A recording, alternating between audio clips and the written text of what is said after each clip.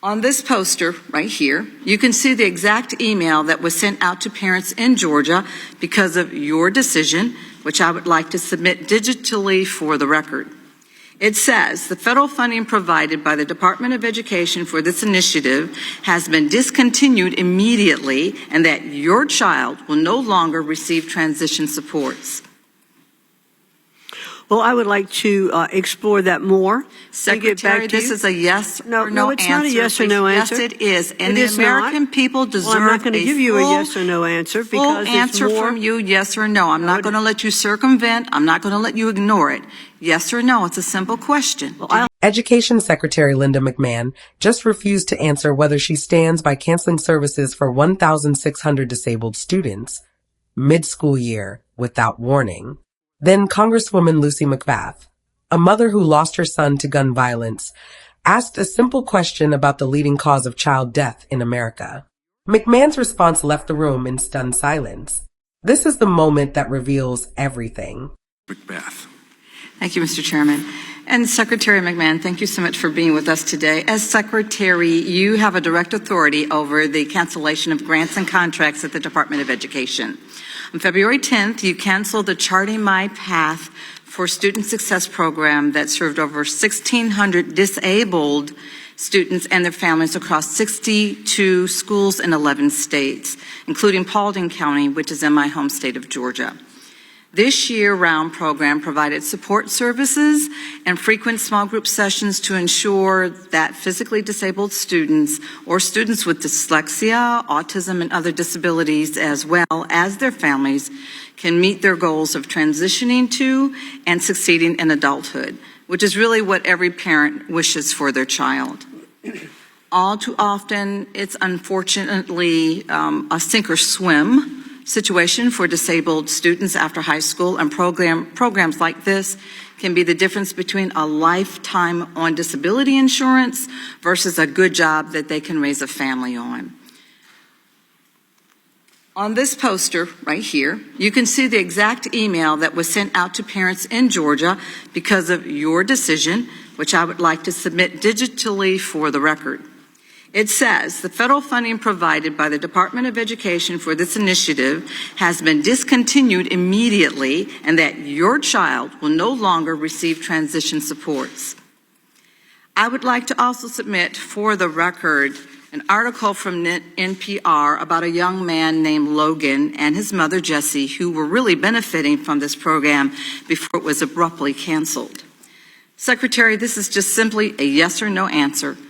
Do you stand by your decision to cancel this program in the middle of the school year without any warning to the hundreds of students, teachers, and families that were participating?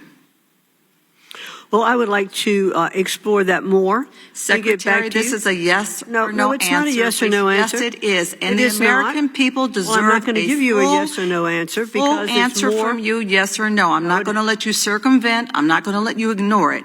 Yes or no. It's a simple question. Well, I'll have to stand look by into this some decision of the different programs, and I can't speak to individual grant programs without looking into them exactly. There are a lot of grant programs out there, so I'd like to get back to you.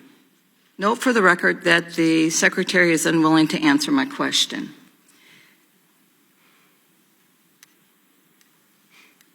Is it clear, or do you believe that you are misleading the public regarding the actions that you and President Trump have taken to cut or cancel programs and services for disabled children and their families? You have said multiple times that disabled students will not be negatively impacted by your decisions, but they already are.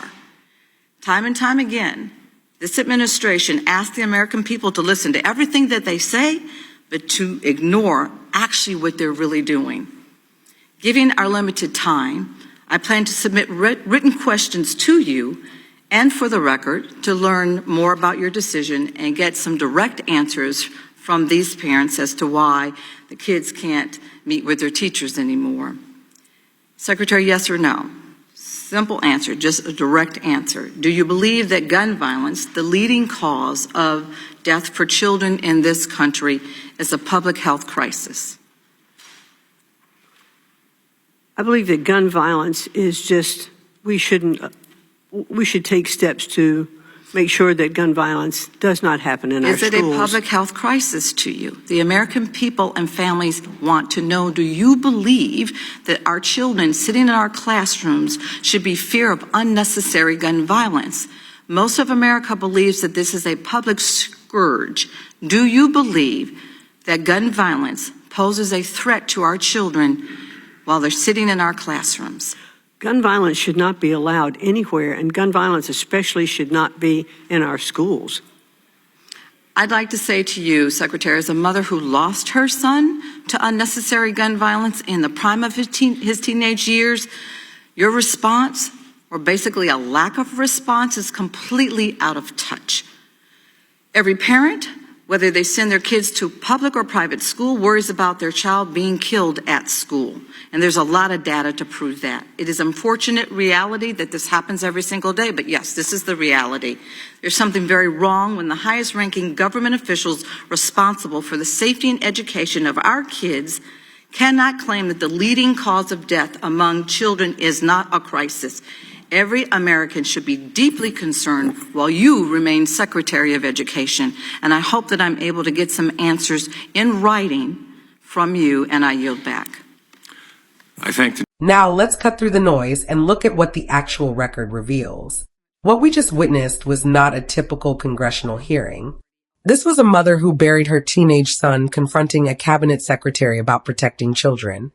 And the secretary's inability or unwillingness to provide straight answers on either disabled students or gun violence. Let's start with the facts that are not in dispute. On February 10th, Secretary McMahon canceled the Charting My Path for Student Success program. This program served over 1,600 disabled students across 62 schools in 11 states. The cancellation was immediate, mid-school year, with no transition period. Parents received emails stating their children would no longer receive transition supports, services designed to help students with dyslexia, autism, and physical disabilities transition to adulthood. Representative McBath's question was straightforward. Do you stand by this decision? Yes or no? McMahon's response is revealing in what it doesn't say. She claims she can't speak to individual grant programs without looking into them. Despite this being a program affecting over 1,600 students that she personally had the authority to cancel. This is a pattern we see throughout government, officials making decisions but refusing to defend them when confronted with the human impact. McMahon canceled the program. She has the authority to do so. But when asked if she stands by that decision, she deflects by saying there are a lot of grant programs out there and she'd like to get back to you. Let's be clear about what this means. If you cancel a program affecting 1,600 disabled students and their families, you should be prepared to explain why. The fact that McMahon either doesn't know the specifics of a program she canceled or isn't willing to defend the decision publicly suggests one of two things. Either the decision was made without adequate review, or the rationale won't withstand public scrutiny. McBath makes a critical point about the timing. This wasn't a program that was phased out at the end of a school year with alternative supports in place. This was an immediate cancellation in the middle of the academic year. For families who had arranged their lives around these services, for students who were working with specific teachers and support staff, this creates chaos and real harm. The program focused on transition services, helping disabled students move from high school to adult life. As McBath notes, this is often a sink or swim situation for disabled students. These aren't luxury services. These are supports that can determine whether a young person with disabilities ends up dependent on government assistance for life or becomes a productive, independent adult. The irony of cutting a program that helps disabled individuals become self-sufficient should not be lost on anyone concerned about government spending. Now, let's address the second part of this exchange, which is equally revealing. McBath asks whether gun violence, the leading cause of death for children in America, is a public health crisis. This should be an easy question. The data is unambiguous. More American children die from gun violence than from any other cause. Whether you support gun control or gun rights, the statistical reality is not in dispute. McMahon's answer is a masterclass in evasion. Gun violence should not be allowed anywhere, and gun violence especially should not be in our schools. This is a statement so broad and uncontroversial that it means nothing. It's the equivalent of saying bad things are bad. The question wasn't whether gun violence is bad. The question was whether it's a public health crisis.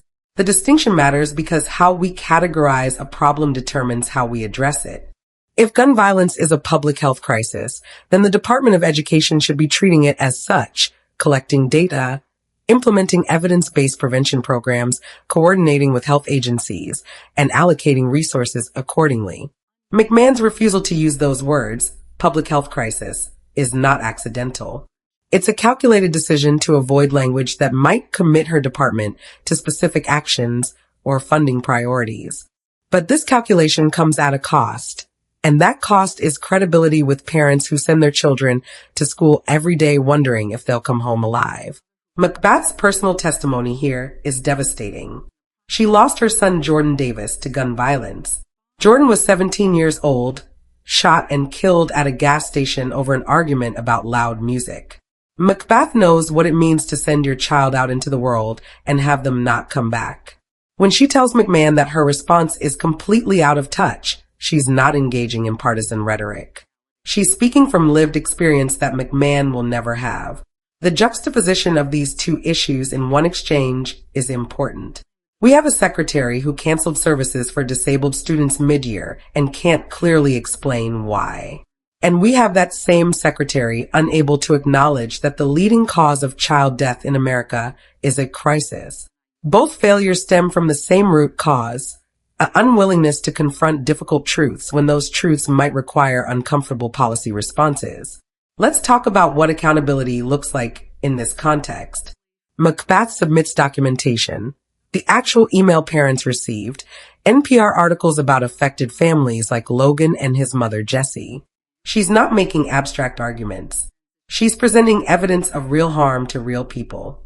McMahon's response is to say she needs to look into it and get back to her. This is how accountability dies in bureaucracy. A decision gets made at a high level. The consequences ripple out to thousands of families. When confronted, the decision maker claims ignorance of details and promises to follow up later. By the time any follow-up happens, the news cycle has moved on, the hearing is over, and the families are left to cope with the consequences. McBath's statement that this administration asked the American people to listen to everything that they say, but to ignore actually what they're really doing, gets to the heart of the disconnect.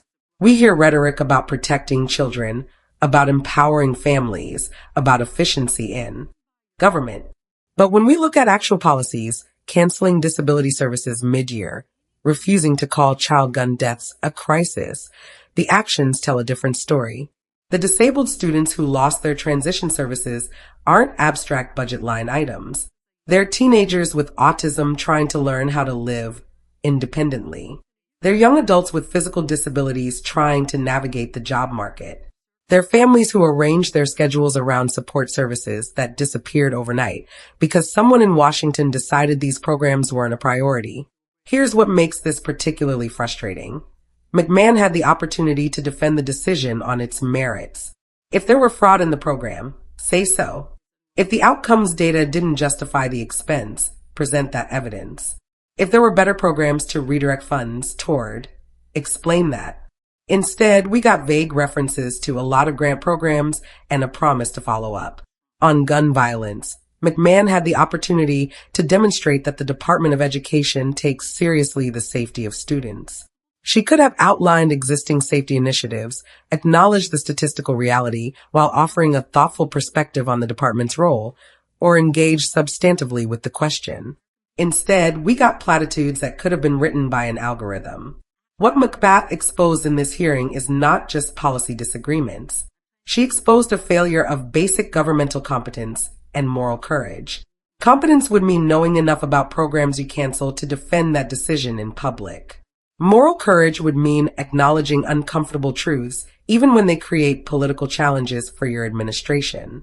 The American people deserve cabinet secretaries who can answer direct questions about their decisions. Parents of disabled children deserve to know why their supports were eliminated.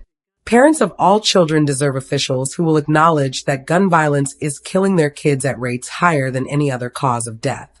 Instead, what we got in this exchange was evasion, deflection, and a demonstration of how government officials can hold tremendous power while refusing to exercise basic accountability. McBath asked for yes or no answers to straightforward questions. McMahon provided neither yes nor no, just verbal fog designed to run out the clock. This hearing matters because it shows how easily accountability can be dodged. How officials can make decisions affecting thousands of vulnerable families and then claim they need to look into it when questioned.